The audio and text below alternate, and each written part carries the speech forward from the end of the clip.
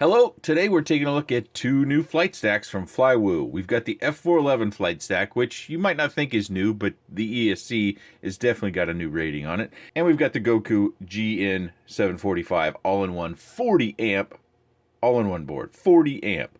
This is why I was telling Carl from DiviMath to concentrate on the Whoop board, because I think we're going to be flying a lot more 4-inchers and maybe even more 5-inchers, ultralights, with an all-in-one. As you can see, the 16x16 stack comes with the same sort of mounting essentials that you see with the all-in-one board, but this one has an XT30 and a smaller gauge wire, whereas this is a much thicker gauge wire to carry all those amps, 14 gauge printed right there on the wire. Also note, they use both black wires, which is kind of a murdered out or sleek look, but they put red heat shrink around the voltage side. They do that on both cases. This little guy is called the HM600, and that is a 600 milliwatt vTx.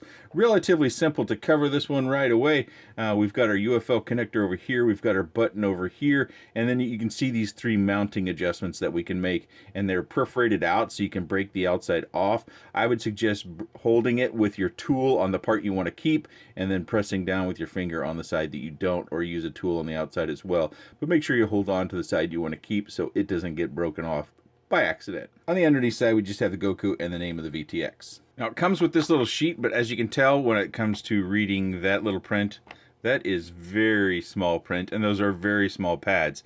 So if you have any hesitancy about soldering on small pads, it's best to have a very fine point. Make sure you're using, mine's a little bit messy actually, see that little hanger on there?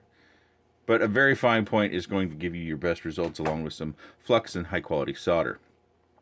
Many of us in the micro market have been doing this for years. If you're a first-time builder or it's a first time venturing into something this size, something to note. So even the paper on this is really hard to read. So I'm going to go through the major ones that I can identify that's on the instruction sheet that I was sent. So we've got ground, 5 volt out. I cannot quite make out what this one is. This is 5 volt in. Third from the bottom here is for your smart audio. Then we have another ground. And we have another voltage. I believe this is another 5 volt in. I expect this to be available on their website. They'll probably have a blown up version of this that has much greater detail than this printed version. As you can see, I'm just trying to read it from here. Let me see if I can get you a close in on that. Maybe you can read these for yourselves. Hopefully that gives you the view that you're looking for so you can read those. But it's not available yet. I'm sure it'll pop up on their website and other websites, and it'll have a full high-resolution diagram for making out a 600 milliwatt micro VTX. Now the all-in-one coming in at 45 amps. That's pretty beefy all-in-one. And something else that they've done interesting here is notice how these are through holes. See how I put my screwdriver behind them? So your battery pads for plus and minus are not only silk screened right onto the board, but they also have the signs carved out in the board. That's new to me, and I thought that was fairly interesting. Of course, these pads on the corner, those are for your motors.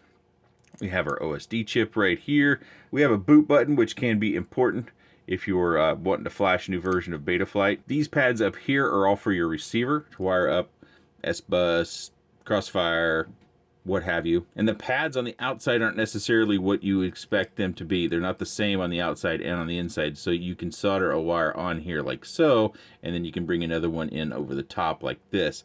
So just a couple of those pads. We have our TX and RX. TX are on the outside, RX on the inside. We start out though with a voltage here, and then we have ground, and then on TX and RX are these next couple, 3 here. So you go through those 2, and then these next 3. Boy, this is really hard to hold straight.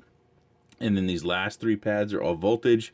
The ones right next to those 3 pads are ground. This has 7 full UARTs on it. So if you want to hook up all sorts of accessories, a Bluetooth module, a GPS, I would think pretty much anything under the sun you wanted to hook up that needed a UART, this board should have you covered. A look at the underneath side doesn't reveal all that much. We have the through holes, and we have a plating on both sides for our motors, and then you can see the highlights out here of those outside motor wires. Put this little angle so you can see those. It has a groove in there, so you could lay your wire, as I previously kind of described, lay your wire in there, and then come back with your soldering iron and just kind of get those to adhere in there. Sorry, I have this so zoomed in, I was out of focus there.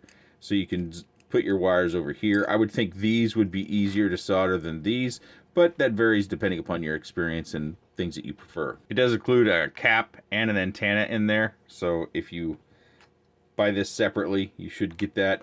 Right now, of course, because it's not listed on the website, I don't know if this comes as a package with the HM600 or if you have to buy them separately. It looks like they come all together, because you can see here on my box, if I can get my camera to focus, it has the GN745 all-in-one flight stack, which down here says you have the all-in-one and the HM600. So I presume that those will come as a package deal on the website when they're sold. Of course, you also get some silica gel. This is their new ESC. It's a 35 amp ESC and a 16x16 mounting pattern. And you can see we've got all our pads across the bottom, and then we have motor pads out here, but we also have a connector up here.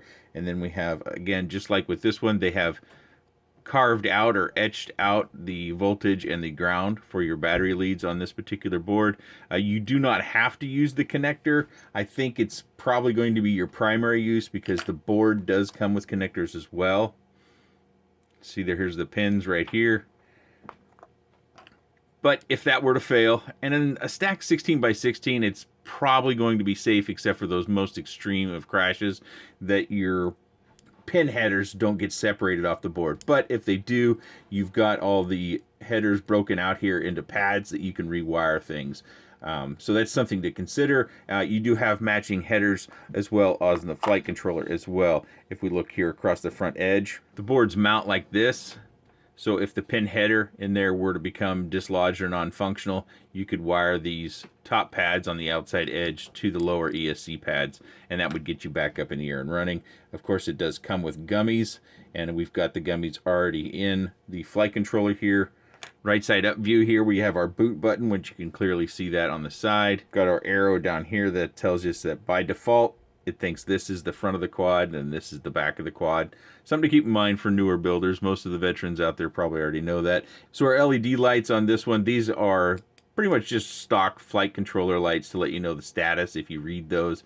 And these are kind of our accessory lights, 2 on the rear, 2 on the front. It does coincide with the all-in-one board. On the front edge, we've got wiring for ground is our first one, voltage, and then motor 1, 2, 3, and 4. So you can only do 4 motors here on the front, but there are 2 more motor pads right down in here. And then you see we have an RSSI pad right in here, and then we have a CC pad down over here.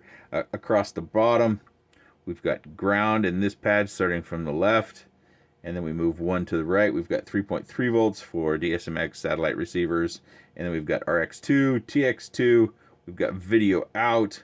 We've got VCC for the vTx, if your vTx runs that power. And then we've got the ground as well. Across the bottom here, we have 5 volt here and ground here. And then these pads across the back, we've got a TX1 and RX1. And then we've got an RX1 that's inverted. Then we've got 5 volt and ground. And a look at the bottom board, you can see there across this side how it's got all the labels for your ground and voltage, and then motors 1, 2, 3, and 4. You could run a Hexacopter with this as well. Take a moment here to look at the sheet that they sent with this quad. I presume that every one of these components is going to get a sheet like this. This one is much easier to read. Of course, it's a much smaller unit. The other sheet on the all-in-one had a lot more details. It had a breakout for wiring in it, so it was a little bit harder for me to read, but you got to see that as well. And then you see down here in Betaflight, you have 2 UARTs with the 16x16 stack. Of course, you can use soft serial to remap something to something else if you choose to do that. Just as it notes down here, soft serial Vista OSD, M5 is TX and M6 is RX. Smart audio, M5 is TX. Important bits to note when you're doing your build, mapping it out, planning it out. Just a quick look at some products that are going to be coming out from Flywoo. We've got, again, the GN745 all-in-one with the HM600, a 600 milliwatt vTx. Of course, it has smart audio control, as just about does everything these days. And of course, we have LEDs on our boards as well. That's something that Flywoo does, separates themselves from others. And of course, we have the new F411 flight stack with a 35 amp ESC and a 16x16 configuration for your mounting purposes. Note, this is FC version 2.1. Hopefully that's clear in the image that you see there. So when you're ordering, if you can find out what version it is, that's going to tell you as far as what I have here versus what you might be ordering. Important to note those things because oftentimes on the market, depending upon where you shop, you'll find different versions of all sorts of stuff. If you have any comments, questions, suggestions, or otherwise, please let me know in that section down below. You're going to build a 4-incher or 5-incher with this guy. I appreciate your time, and thanks for watching.